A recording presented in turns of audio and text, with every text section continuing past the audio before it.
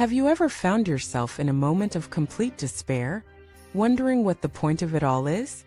Have you ever wished that anyone could just hand you a clear and concise map for navigating the chaos of life? Welcome back to the channel. I'm truly grateful you're joining us today, because what we're about to explore might just be one of the most powerful spiritual blueprints ever spoken. And it doesn't come from a 1,000-page manual, a complex philosophy, or a lifetime of esoteric training. It comes from just 8 simple phrases, 8 lines of guidance so profound, so universally applicable, that if you live by them, your entire experience of life can change. These 8 phrases are not poetry, though they are beautiful. They're not therapy, though they heal. They are truth, naked, compassionate, transformational truth from the heart of the Buddha's wisdom. Here they are. Face it. Accept it. Deal with it. Let it go. See through it. Abandon it. Be at peace with it. Be free from it. On the surface, they seem simple, even obvious.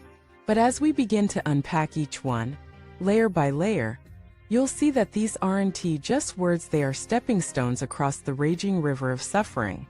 They're instructions for the soul.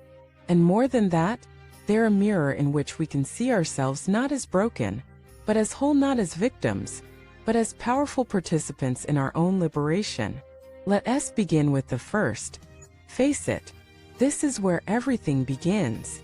Most of us live in a constant state of avoidance. We don't want to face our pain, our fear, our failures. We distract ourselves with work, entertainment, food, or fantasy. We keep moving so we never have to feel. But the cost of avoidance is enormous. The more we run from our suffering, the more power it gains. To face something doesn't mean to fight it. It means to stop running, to turn toward it with openness, curiosity, and courage. Maybe you're grieving a loss. Maybe you're stuck in a toxic pattern. Maybe you're carrying shame. Facing it means allowing it to be seen, felt, and acknowledged. That's the first breath of healing. Then comes, accept it.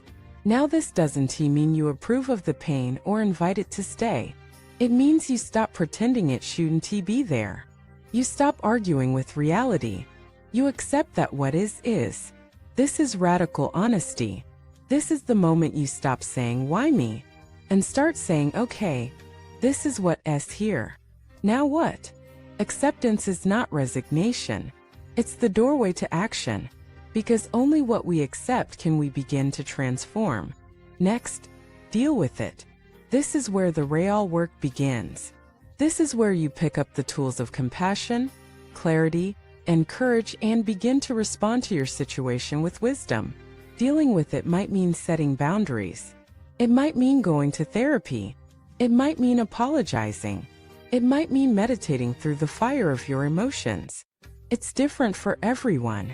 But what it always means is this: you take responsibility. You stop waiting for someone to rescue you. You begin to meet your life not as a victim, but as a participant. And then, let it go. Oh, how hard this one is. We cling to pain as if it defines us. We hold on to betrayal, regret, shame, identity. Sometimes we say we want to heal, but deep down we're terrified of who we'll be without our suffering. Letting go isn't just dropping a thought, it's surrendering our grip on the entire structure of self that suffering helped build. But here's the secret. You don't have to let go all at once. You just have to loosen your grip, bit by bit, breath by breath. You allow yourself to feel the space between you and the story. And in that space, freedom begins to bloom.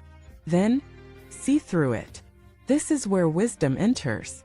You begin to recognize that what you've been suffering over isn't always what it seemed. The betrayal wasn't just about what they did, it was about the identity you built around being lovable.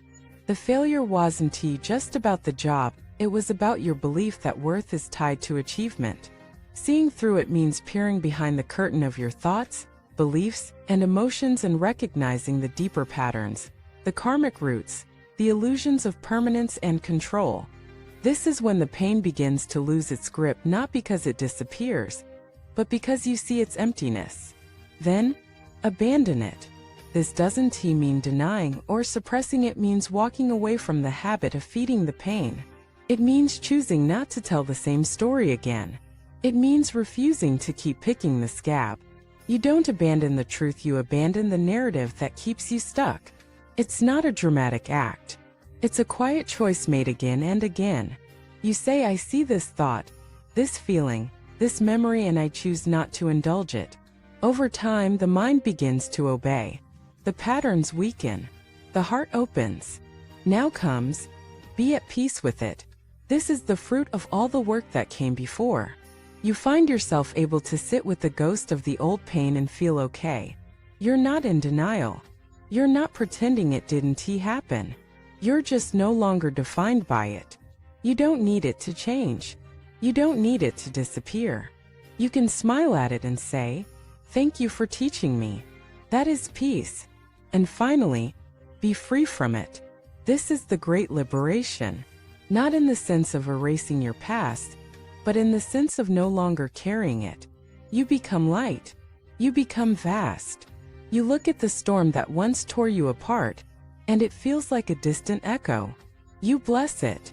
You move on.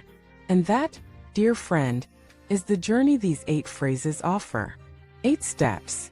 1 path. Infinite possibilities. But here's what's most miraculous. You don't need to walk all 8 steps today. You just need to take one. Maybe you just start by facing it. Maybe you're ready to accept it. Maybe today, you simply let one memory go. Every time you engage with even one of these truths, you're untangling lifetimes of karmic knots. You're not just healing yourself. You're rippling that healing out into your relationships, your community, and the collective consciousness of humanity. So here's an invitation. Take these 8 phrases and write them down. Put them where you'll see them. Use them as mantras, as meditations, as mirrors. When you're confused, turn to them. When you're hurting, rest in them. When you're growing, live by them. They are not commandments. They are companions. And remember, you are not alone on this path. Every single being has pain. Every single being is trying to wake up. And when you take even one step toward truth, you're holding a light that helps others find their way too. Thank you for watching this video. I'd love to know, where are you on the path? Which of these phrases speaks to you most right now? Please leave your reflections in the comments. If this talk supported you, please like, subscribe, and share it. Let us keep growing, healing, and walking together.